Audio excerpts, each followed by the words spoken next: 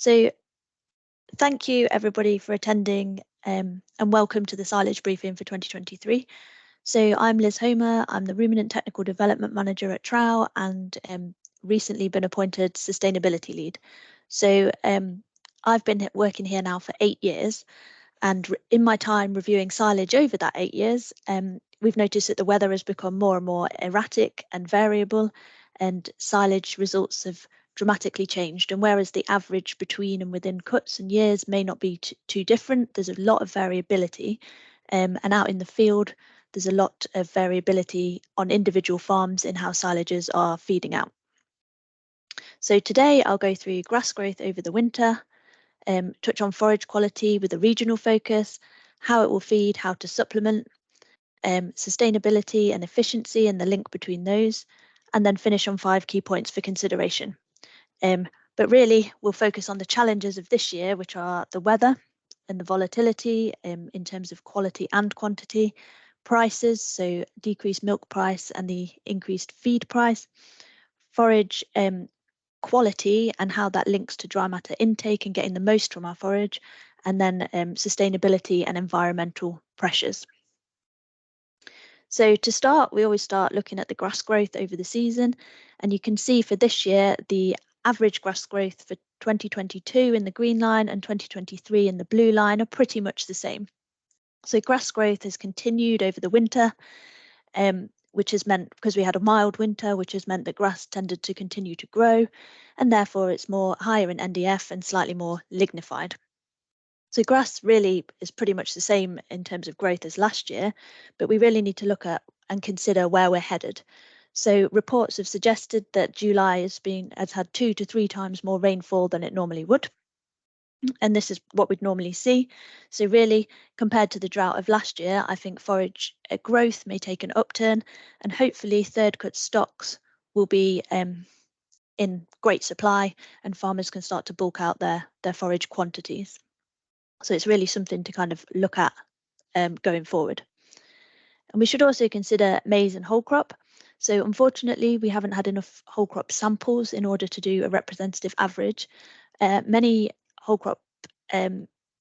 wheat crops have been combined for cereals. It's been quite a strange harvest due to the weather, and some farmers anecdotally have been making whole crop to bulk out their low forage stocks that have accumulated over the past few years.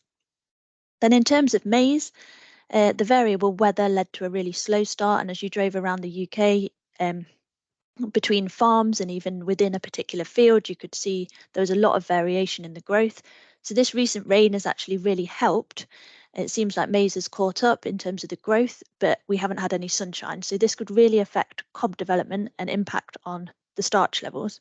So it's worth noting here that starch levels were actually lower last year than they're previously seen, which could, and if it's the same this year, this could really impact on the digestibility and fermentability of the diet. So maize may not complement the grass silage as it usually does, and we'd have to look to other sources of supplementation to balance the rumen. So just looking at forage quality over time, we can see that for 2021, 22 and 23, proteins are actually quite low over the past 3 years. So if we went back maybe 10 years, we'd see higher proteins. Proteins are tending to be a lot lower. So this is good in one sense as we're looking to formulate lower protein diets, but also means we really need to consider the sources of protein supplementation and how to get the most out of those. So whether they're needed in the rumen or as bypass to support milk production. But what's most interesting to me is the NDF. So you can see NDF is a relatively reasonable level. It increases slightly in 2022, but when you come to look at the lignin, that increases year on year. So what that's telling me is that as the grass tends to grow over that mild winter, more and more mild winters that we see, it tends to continue to grow. The lignin, the more lignified proportion, the undigestible proportion of the plant remains, which is then becoming a problem in terms of digestibility when we come to balanced diets and want to get those milk from forage intakes. So in light of this, we really need to rethink current practice. So whereas previously silages were high in protein and we always assumed they were very high in fermentable protein, actually silages are lower in protein, there's more undigestible fibre, and these forages are much less fermentable. So here the graph is just showing the rumen balance, so using nutrient fermentable energy and protein balance figure. And previously up at 18% crude protein, you can see that forages had a lot of excess protein in them, excess fermentable protein in the rumen, and we needed to supplement with fermentable carbohydrates. However, as these forages have lower protein, probably more NDF, they cross the x-axis here around 13 to 14, which is what we're seeing as the average today. And this is suggesting that some are balanced and some actually have more fermentable carbohydrate than they do protein. So this is where we need to challenge nutritionists to think about how we balance the rumen and what is needed for that particular forage. We may need to put some fermentable protein into the diet to fire the rumen up. So if we move on to an outlook around the UK, we've split this into Scotland, the North, Midlands and East, Wales and the Southwest. So particularly in Scotland, they struggled to get going for a second cut due to the dry weather in between, which I think was also seen in the Southwest. Generally, nitrogen application was timed well for some farmers, but then for another cohort, because of the wet weather, they struggled. So they either couldn't get up the nitrogen on the fields, and this is the same for the north as well because it was so wet, or if they did apply nitrogen, then we had that spell of really dry weather where the nitrogen wasn't taken up by the plant.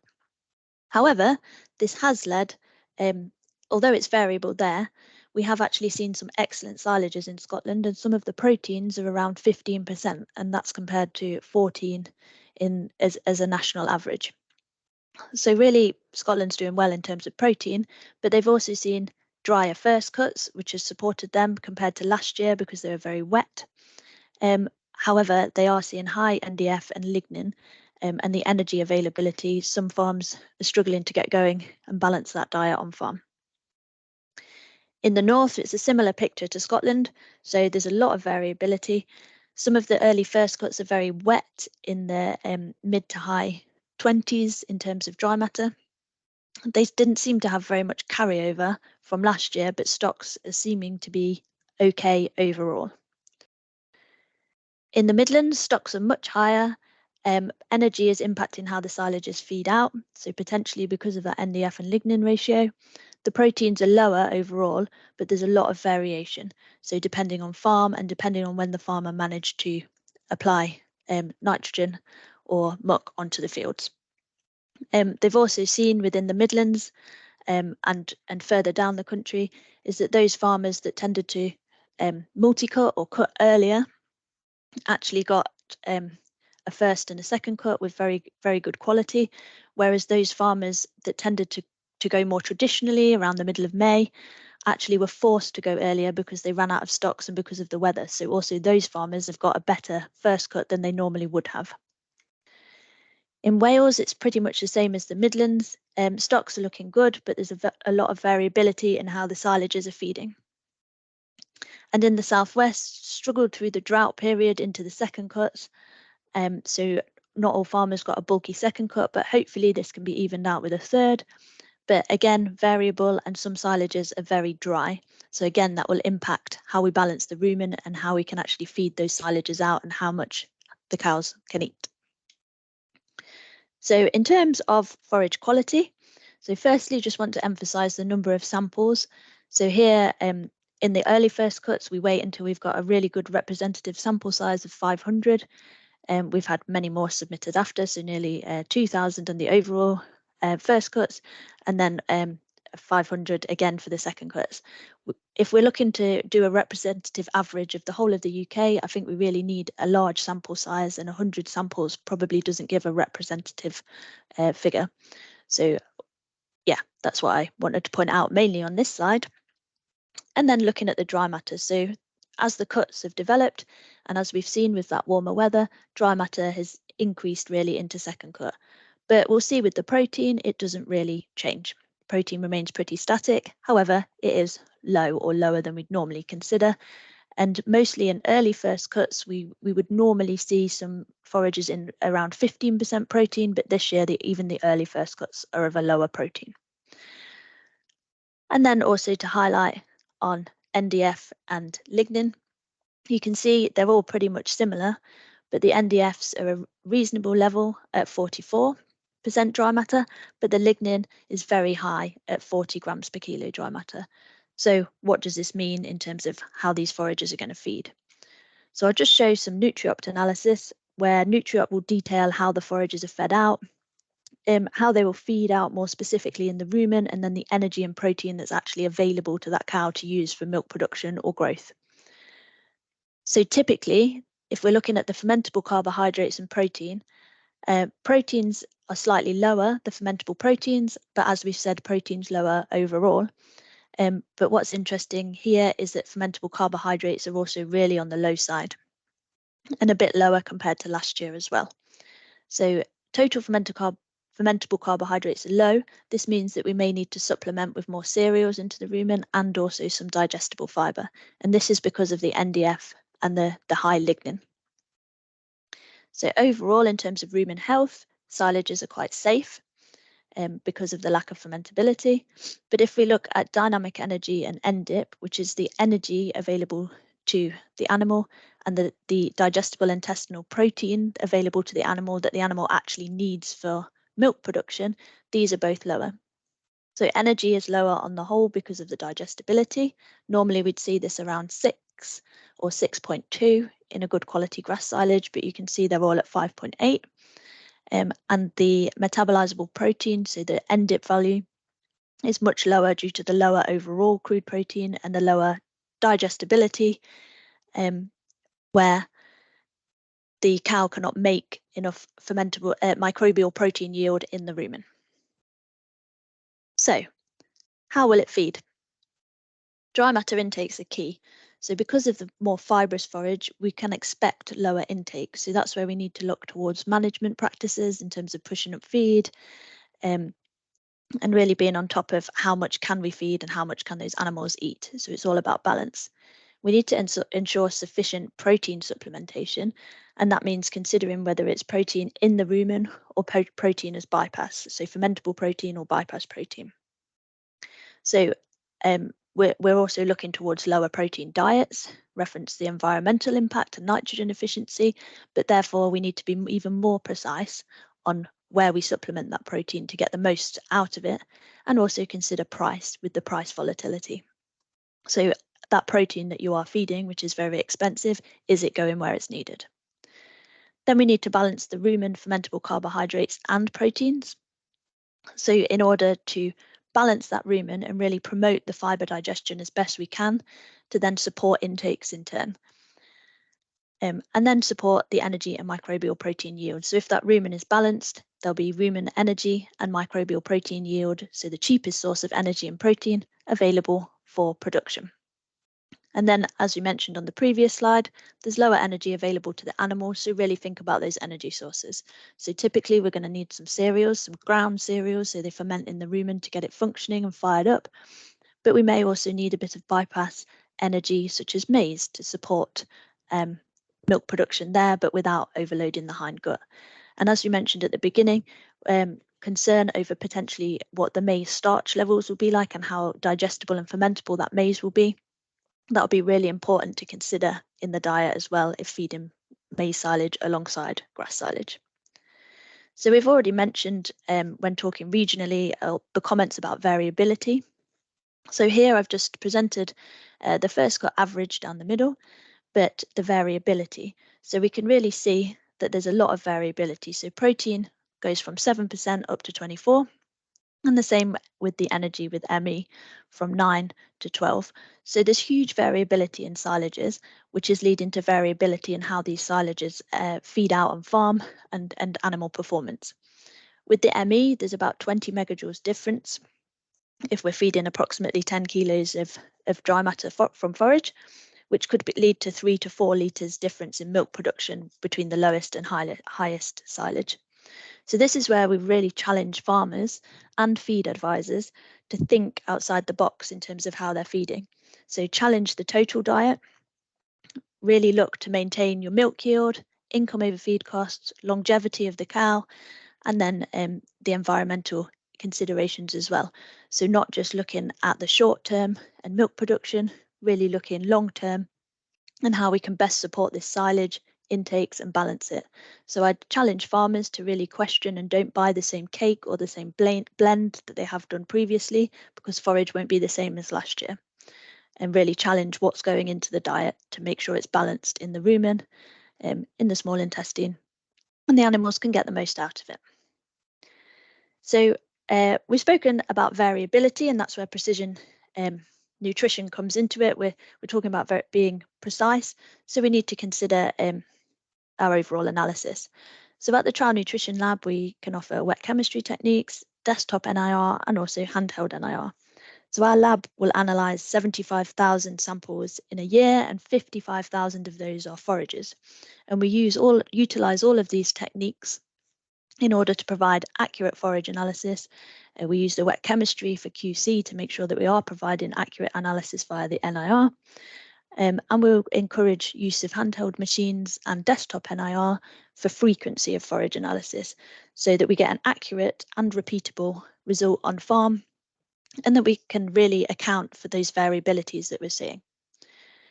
So speaking about frequency of forage analysis, we've talked about variability within the averages and the minimum and the maximum, but we also see a lot of variability at harvest time, so it can have an impact on the crop and throughout the clamp. So that's where we're really encouraging farmers to take potentially one more sample than they normally would, in order to maintain consistent diets and consistent production throughout the year and throughout the winter. So this small table here and study was a project we did with a farmer just outside Ashbourne, and instead of just taking one sample for the whole winter on the 6th of October, we took samples every 2 weeks. And what we found in this study was actually there was variation within the clamp, and what it allowed us to do, instead of basing that diet on the first sample from the 6th of October, we managed to reduce the protein in the blend from 22.5 to 20.5, which meant that the farmer was more nitrogen efficient. The cows actually performed better, went up slightly in yield, and he saved some money. And also what this allowed was, as we continued to monitor every other week, that any poor analysis, we knew whether to make a change or not. So in this instance, we didn't actually make a change because we knew, and you can see in the picture, that it was just a bad batch. But that was the benefit of having multiple analyses.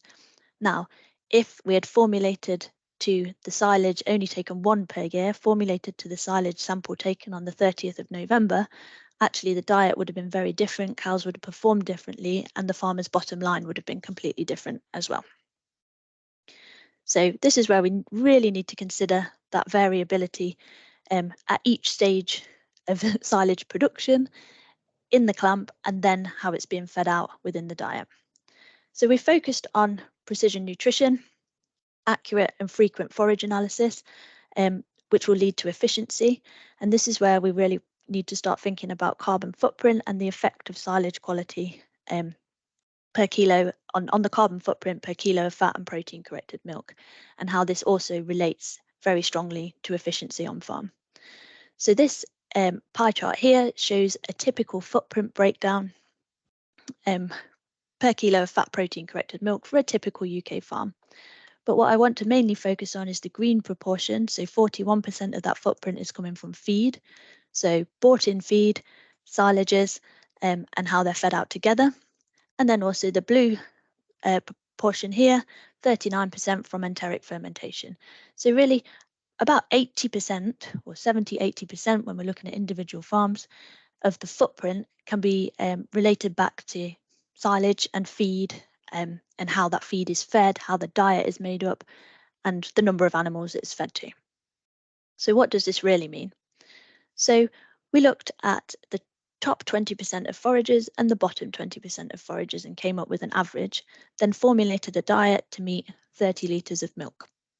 So you can see that with the high quality silage, they could eat more, the less compound was fed, and the compound had slightly different nutrient formulation.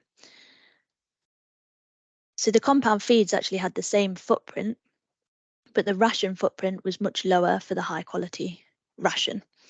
And actually in the low quality ration, they were fed less forage because they couldn't eat as much and had to feed more compound feed. So This makes sense. There's difference in terms of the ration cost. So the farmer was more in profit in this example, but what we're really focused on was the carbon footprint per kilo of fat and protein corrected milk decreased by 3%. Now, in some recent reports that we've seen, in order to meet our targets, farmers have to, on the road to net zero, farmers need to decrease their footprint by roughly 3% per year in order to meet those targets as set by certain processes and in certain timeframes. So if we can make a small change in forage and in our diet, we're already on the way to doing that. So just by making quality silage, feeding less compound feed or a slightly different type of compound feed leading to a different nutrient composition can really affect that feed proportion of the pie chart and the enteric fermentations and lead to a 3% reduction. Of course, this may be more on some farms and on others could potentially be less. So with a focus on silage, we need to really focus on silage in the diet at each stage of production. So the optimal efficiency and sustainability starts with young stock from the calf through to continuing development in the heifer, monitoring transition, focusing on productivity in the milking cow, and then aiming to achieve 5 lactations and produce a really healthy cow that lasts for those 5 lactations. So at all of these stages, we can focus on silage, accuracy, and precision nutrition to increase the lifetime daily yield, increase profitability, and decrease that carbon footprint. So really, each of these stages has a strong focus on silage quality and how we can get the best out of these animals. This also applies to beef, so integrated beef systems, sucklers, the growing and finishing proportions, and also sheep as well. So it's important for all stages of life and all livestock systems.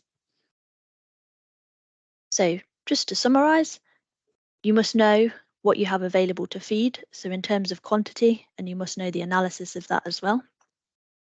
Analyse that forage frequently, so at least do 1 more sample than you currently do.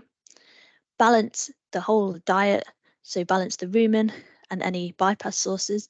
Really think about what's needed for that particular farm and don't do what you always have done. So potentially may need some more ground cereals and may need some fermentable proteins such as rape or distillers to put protein into the rumen because of the low content in the silage. Efficiency will be key for sustainability and carbon footprinting. And if we can make small tweaks with the silage and balancing the diet, there is a huge gain on the end carbon footprint per kilo of fat and protein corrected milk. And then most importantly, we need to plan ahead for winter and for the next silage season. So in terms of stocks, in terms of quality, in terms of variation, really thinking about how that silage will feed and plan ahead. So thank you for listening, and I'll be pleased to take any questions.